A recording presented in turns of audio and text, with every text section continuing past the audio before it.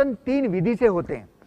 उसकी पहली विधि है प्राकृतिक आपदाएं, दूसरी विधि है गृह युद्ध, सिविल वार, और तीसरी और फाइनल विधि है न्यूक्लियर वार। कि जब नॉर्थ पोल पॉजिटिव साइकिल में प्रवेश करेगा उससे ठीक पहले यहां पर एटॉमिक वार अवश्य होगा।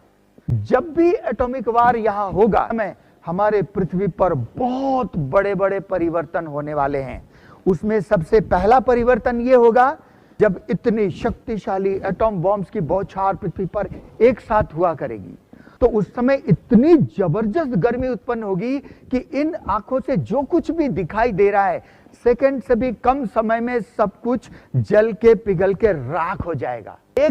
क्योंकि एक एटॉम बम जहां भी गिरता है कम से कम 10 लाख सेल्सियस डिग्री टेम्परेचर पैदा होता है, और पृथ्वी पर कोई भी ऐसी चीज है ही नहीं जो 3000 सेल्सियस डिग्री के ऊपर सहन कर सके। जितने भी देश अभी दुनिया में मौजूद है सब के सब पानी के नीचे चला जाएगा।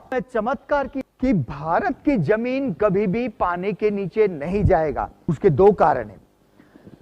पहला कारण है भारत की भूमि पर स्वयं निराकार ज्योतिर्बिंदु शिव परमात्मा का अवतरण होता है, जो कि इन्फिनिटी पॉजिटिव एनर्जी है। परमात्मा के अवतरण से भारत की भूमि एनर्जी के सूक्ष्म वाइब्रेशन से रिचार्ज होना शुरू हो जाता है। कोई भी दूसरा देश अगर भारत देश के ऊपर एटॉम बॉम्ब से अटैक करना चाहेगा तो उसके नेगेटिव संकल्प को परमात्मा की पॉजिटिव एनर्जी की शक्ति उसको रोकेगा। परमात्मा की शक्ति से ही भारत की भूमि बचती है।